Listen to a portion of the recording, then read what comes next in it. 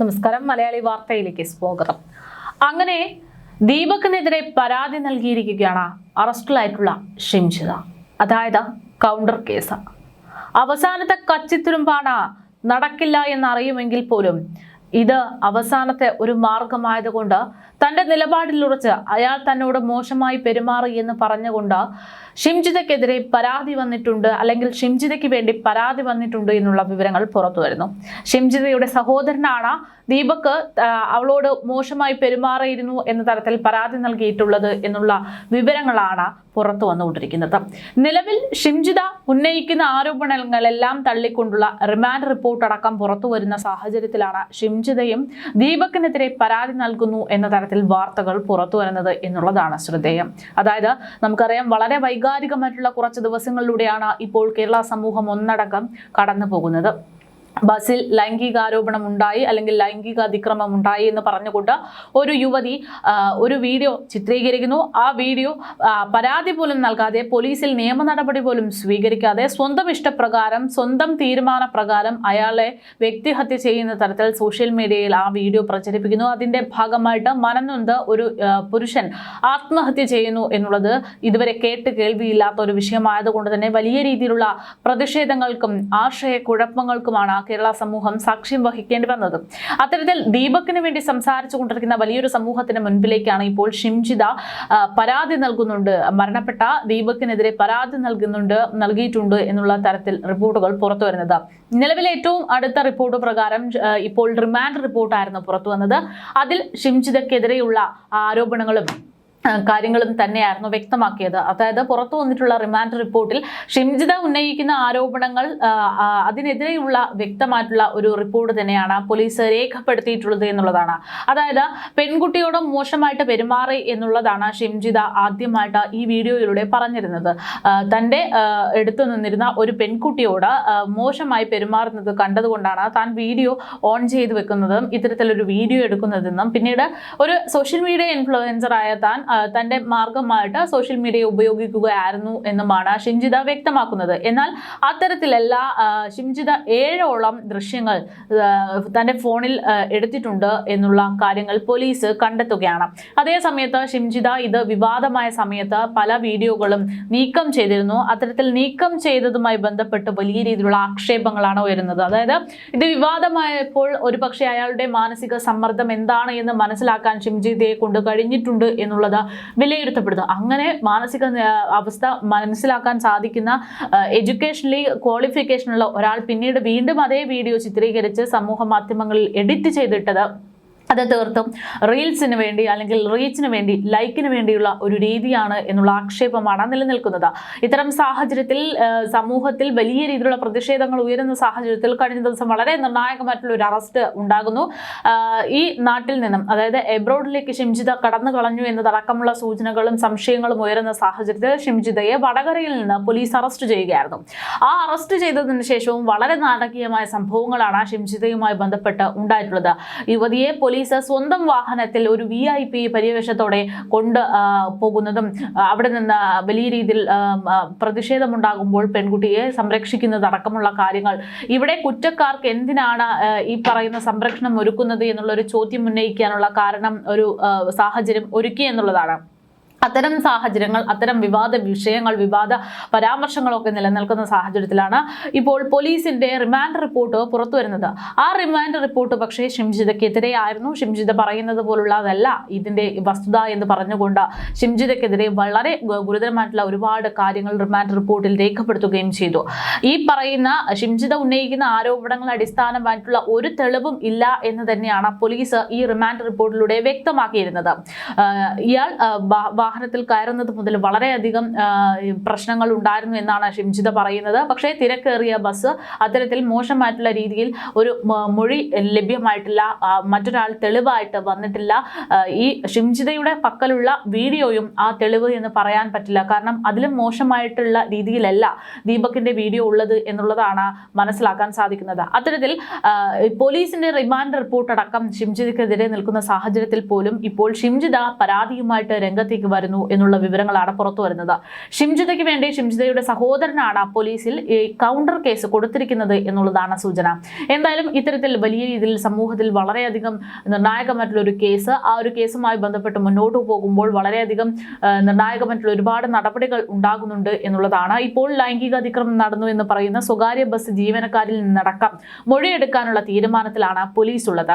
പോലീസിൽ പരാതി നൽകാതെ യുവതി വീഡിയോ സമൂഹ മാധ്യമത്തിൽ പോസ്റ്റ് ചെയ്തു എന്നുള്ള സാഹചര്യം അന്വേഷണ പരിധിയിലുണ്ട്. അത് തീർത്തും നിയമത്തിനെതിരായി തന്നെയാണ് എന്നുള്ള വിലയിരുത്തലും ഉണ്ട്. കോഴിക്കോട് ഗോവിന്ദാപുരം മണൽത്താഴം TP ഗോപാലൻ റോഡിലെ ഒരു വ്യക്തിയാണ് ദീപക്. 42 വയസ്സ് മാത്രമാണ് ഇയാൾക്ക് പ്രായം. സമൂഹത്തിൽ വളരെയധികം മാന്യമായിട്ട് ജീവിക്കുന്ന ഒരാളാണ് എന്ന് ഇദ്ദേഹത്തിന്റെ മരണശേഷം ഒരുപാട് ആളുകൾ പ്രതികരിച്ച് രംഗത്തെത്തിയിരുന്നു. കഴിഞ്ഞ ദിവസം കിടപ്പുമുറിയിൽ വെച്ചാണ് അദ്ദേഹം മരണപ്പെടുന്ന നിലയിൽ കണ്ടെത്തുന്നത്. ഉള്ളാട്ടുതൊടി ചോഴിയുടെയും കന്യകയുടെയും ഏക മകനാണ് ഇയാൾ എന്നുള്ളതും സമൂഹത്തിന്റെ മലയാളികളുടെ മനസ്സിനെ കവരാൻ ഒരു പ്രധാനപ്പെട്ട കാരണമായിട്ടുണ്ട്. സ്വകാര്യ വസ്ത്ര നിർമ്മാണ സ്ഥാപനത്തിലെ സെയിൽസ് എക്സിക്യൂട്ടീവായിട്ട് പ്രവർത്തിക്കുകയായിരുന്നു ദീപക്.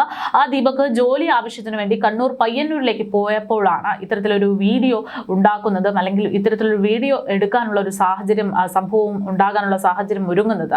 ട്രെയിനിറങ്ങി ബസ് സ്റ്റാൻഡിലേക്കുള്ള യാത്ര ബസ്സിൽ വച്ച് ദീപക് തന്റെ ശരീരത്തിൽ ദുരുദ്ദേശത്തോടെ തൊട്ടു എന്ന് ആരോപിച്ചുകൊണ്ടായിരുന്നു യുവതി ഇത്തരത്തിലൊരു വീഡിയോ സമൂഹ മാധ്യമങ്ങളിൽ പ്രചരിപ്പിച്ചത്.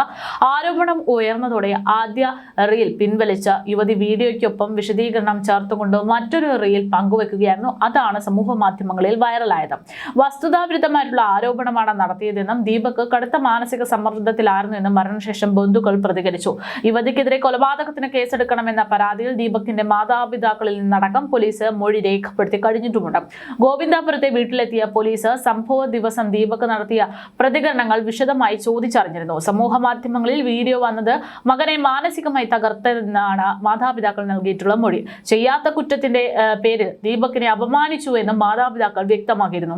ദീപക് കടുത്ത മാനസിക സംഘർഷത്തിലായിരുന്നു എന്നും അച്ഛൻ വ്യക്തമാക്കി. ഇത്തരമൊരു സാഹചര്യത്തിലാണ് ഈ കൗണ്ടർ കേസുമായിട്ട് ഷിംജിതയുടെ കുടുംബം രംഗത്തേക്ക് വരുന്നത് എന്നുള്ളതാണ്. പക്ഷേ ഇത് എത്രമാത്രം പ്രായോഗികമാണ്, ഷിംജിതയ്ക്ക് ഇതുമായി ബന്ധപ്പെട്ട് എത്രമാത്രം ഒരു പോസിറ്റീവ് എഫക്റ്റ് കിട്ടും എന്നതൊക്കെ കണ്ടറിയേണ്ടതുണ്ട്.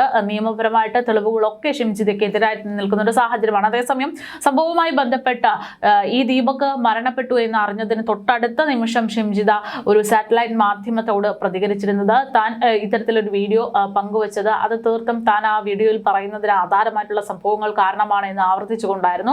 ആ ഒരു പ്രതികരണം കൂടെ കേൾക്കാം. ഞാൻ പയ്യന്നൂർ റെയിൽവേ സ്റ്റേഷനിൽ പയ്യന്നൂർ ബസ് സ്റ്റാൻഡിലേക്കുള്ള ബസ്സിലായിരുന്നു. അത് നല്ല രസമായിരുന്നു ബസ്. അപ്പൊ ഞാനിങ്ങനെ നിൽക്കുന്ന സമയത്ത് എന്റെ മുന്നിലായിരുന്നു ഇയാൾ ഉണ്ടായിരുന്നത്. അപ്പൊ അതിന്റെ മുന്നിൽ നിൽക്കുന്ന ഒരു പെൺകുട്ടിയുടെ മുഖവും ബിഹേവിയറും ഒക്കെ കണ്ടപ്പോൾ എനിക്ക് മനസ്സിലായി ഭയങ്കര ഡിസ്കംഫർട്ട് ആയിട്ടാണ് നിൽക്കുന്നത് എന്നുള്ളത്. അയാൾ അങ്ങനെ ഒട്ടി പിടിച്ചുകൊണ്ടാണ് നിൽക്കുന്നത്, നമുക്ക് മനസ്സിലാവും കാണുമ്പോൾ തന്നെ. അപ്പൊ ഞാൻ ഒന്നും ചോദിച്ചില്ല. ഞാൻ ഫോണിൽ വീഡിയോ ഓൺ ചെയ്തിട്ട് ഇങ്ങനെ പിടിച്ചു. അയാൾ കാണുന്ന പോലെ തന്നെ സെൽഫി വീഡിയോ ഓൺ ചെയ്ത് പിടിച്ചു. അയാൾ അത് നോക്കുന്നുണ്ടായിരുന്നു, അത് കണ്ടു. ഞാൻ കുറേ നേരം ആ ഫോൺ അങ്ങനെ തന്നെ പിടിച്ചിട്ടുണ്ടായിരുന്നു.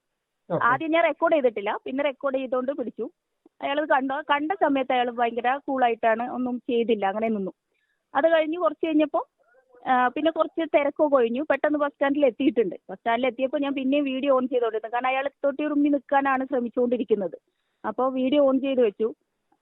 ആ സമയത്ത് പിന്നെ ഇറങ്ങുന്ന സമയത്ത് അയാളെ പുറകിൽ ഞാനാണ് ഉണ്ടായിരുന്നത്. അപ്പം നേരെ എൻ്റെ മേലിലേക്ക് അയാളെ കൈ ടച്ച് ചെയ്തുകൊണ്ടിരിക്കുന്നത്. അത് കറക്റ്റ് വീഡിയോയിൽ വ്യക്തമായിട്ട് കാണാം. അങ്ങനെ ചെയ്തു. അപ്പോൾ അത് ഒരു പ്രാവശ്യം റിപ്പീറ്റ് ചെയ്ത് ഞാൻ മാറി നിന്നു. പിന്നെയും അയാളത് ചെയ്തു. ഇങ്ങനെ വീഡിയോയിൽ ഇങ്ങനെ നോക്കുന്നതൊക്കെ കാണിക്കുന്നുണ്ട്. അത് കഴിഞ്ഞപ്പോൾ അപ്പം തന്നെ ഞാൻ എന്താ ചേട്ടാ ഉദ്ദേശം എന്ന് ചോദിച്ചു. അപ്പോഴേക്ക് അയാൾ ഇറങ്ങി ഓടി എന്ന് പറയാൻ പറ്റില്ല, സ്പീഡിൽ അങ്ങ് നടന്നു. അപ്പോൾ എൻ്റെ പുറകിലുണ്ടായിരുന്ന വേറെ ചേട്ടൻ ചോദിച്ചു എന്താ സംഭവം എന്താണെന്ന് വെച്ചു. ഞാൻ പറഞ്ഞു കുറേ നേരമായിട്ട് അയാൾ ഇങ്ങനെ എന്തോ ഒരു ചെയ്തുകൊണ്ടിരിക്കുക, അത് കണ്ടപ്പോഴാണ് ഞാൻ വീഡിയോ ഓണാക്കിയത്. എന്നെ തൊട്ട സമയത്ത് ഞാൻ ചോദിച്ചു എന്ന് പറഞ്ഞു. പക്ഷേ അയാൾ പെട്ടെന്ന് ഇറങ്ങി നേരെ അങ്ങ് നടന്നു കളഞ്ഞു. പിന്നെ ഞാൻ അയാളെ പുറകെ ഒന്നും പോയില്ല. രണ്ട് വീഡിയോ ഉണ്ടായിരുന്നു, അത് രണ്ടും കൂടെ ചെറിയ ഷോർട്ട് ആക്കിയിട്ട് എഡിറ്റ് ചെയ്തിട്ട് സൊസൈറ്റിയിൽ ഇനി നിങ്ങൾ പറയൂ എന്ന് പറഞ്ഞിട്ട് ഒരു വീഡിയോ പോസ്റ്റ് ചെയ്യാനുണ്ടായത്. വീഡിയോ പോസ്റ്റ് ചെയ്ത ശേഷം അതിന്റെ പലതരം വിമർശനങ്ങളൊക്കെ വന്നു. അതായത് നിങ്ങൾ ആ വീഡിയോ ബോധപൂർവ്വം ചിത്രീകരിച്ചതാണ്, ഒരു കണ്ടന്റ് എന്ന അർത്ഥത്തിൽ എന്ന രീതിയിലുള്ള വിമർശനമൊക്കെ വന്നു. ആ ബസ് ജീവനക്കാരെ അറിയിക്കുകയോ അല്ലെങ്കിൽ നിങ്ങൾ പോലീസിലേക്ക് ആ വിവരം കൊണ്ടുപോകാൻ ശ്രമിക്കുകയോ അങ്ങനെയൊന്നും ഉണ്ടായില്ല അല്ലേ? ഞാനത് കഴിഞ്ഞ ഉടനെ ബസ്സിൽ നിന്ന് ഇറങ്ങിയതിന് ശേഷം വടകര പോലീസ് സ്റ്റേഷനിലുള്ള എനിക്ക് പരിചയമുള്ള പോലീസുണ്ട്, അവരെ വിളിച്ചു. ഞാൻ ഇങ്ങനെ ഒരു സംഭവം ഉണ്ടായിട്ടുണ്ട് എന്ന് പറഞ്ഞു. അപ്പോൾ ആളുടെ ഡീറ്റെയിൽസ് എന്ന് ഞാൻ പറഞ്ഞു, ഡീറ്റെയിൽസ് എങ്ങനെ കിട്ടാനാ? ഞാൻ വീഡിയോ എടുത്തിട്ടുണ്ട്, ഞാൻ എന്തായാലും പോസ്റ്റ് ചെയ്യാൻ പോവാ. കാരണം വീഡിയോ ചെയ്യുന്ന സമയത്ത് അയാൾ അത് കണ്ടിട്ടുണ്ടായിരുന്നു. അപ്പോൾ ഞാൻ വീഡിയോ പോസ്റ്റ് ചെയ്യാം. എന്നിട്ട് ഞാൻ അതിൻ്റെ അടിയിൽ അയാൾ പറഞ്ഞ ഡീറ്റെയിൽസ് എന്തെങ്കിലും കിട്ടോ നോക്കാം എന്ന് പറഞ്ഞു. അപ്പോൾ ഞാൻ പറഞ്ഞു ഞാൻ അടിയിൽ ഡിസ്ക്രിപ്ഷനിൽ ആഡ് ചെയ്യാം, ആളെക്കുറിച്ച് എന്തെങ്കിലും വിവരം കിട്ടുന്നവരുണ്ടെങ്കിൽ അറിയിക്കണേ എന്ന് പറഞ്ഞിട്ട് അങ്ങനെയും കൂടെ ആഡ് ചെയ്തിട്ടാണ് ഞാൻ ആ വീഡിയോ പോസ്റ്റ് ചെയ്തത്. ഇന്നലെ ഞാൻ പിന്നെ റിയാക്ഷൻ വീഡിയോ ഇടുന്നത് പോലെ ഒരു വീഡിയോ ഇട്ടു, അതിനൊരു മറുപടി പറയുന്നത് പോലെ. അല്ലാതെ എല്ലാവരുടെയും എതിരെ പറയാൻ പറ്റില്ലല്ലോ നമുക്ക്. അപ്പൊ നിങ്ങളൊരു 5 വർഷം പഞ്ചായത്ത് മെമ്പറായിരുന്ന ആളാണ്, പൊതുപ്രവർത്തകയാണ്. അപ്പൊ ഇതുപോലുള്ള സംഭവങ്ങളെ സംബന്ധിച്ച് നിങ്ങൾക്ക് കൃത്യമായ ഒരു കാഴ്ചപ്പാടുണ്ടാവും. അപ്പോൾ ഇതൊരു കൃത്യമായ ലൈംഗിക അതിക്രമം തന്നെയായിട്ട് നിങ്ങൾക്ക് ഫീൽ ചെയ്തു. അതായത് ആ തൊട്ടു മുന്നിലുള്ള യാത്രക്കാരുടെ കാര്യത്തിലും പിന്നീട് നിങ്ങളുടെ കാര്യത്തിലും അത് കൃത്യമായി. എനിക്ക് എന്റെ കാര്യത്തിൽ തന്നെ പൂർണ്ണമായിട്ട് 100% ഉറപ്പ് അയാള് എനിക്ക് ഇഷ്ടമല്ല എന്ന് മനസ്സിലാക്കിയിട്ട് പോലും പിന്നെ അയാൾ ടച്ച് ചെയ്തുകൊണ്ടിരിക്കുക. എന്നിട്ട് രണ്ടാമത്തെ പ്രാവശ്യം അയാൾ റിപ്പീറ്റ് ചെയ്ത്, രണ്ടാമത്തെ പ്രാവശ്യം എന്നൊന്നും പറയാൻ പറ്റില്ല, കാരണം നമുക്കൊരു കാര്യം ഉറപ്പിക്കാതെ ചോദിക്കാൻ പറ്റില്ലല്ലോ. കുറച്ച് നേരമായിട്ട് ഞാൻ നോട്ട് ചെയ്യുന്നുണ്ടായിരുന്നു.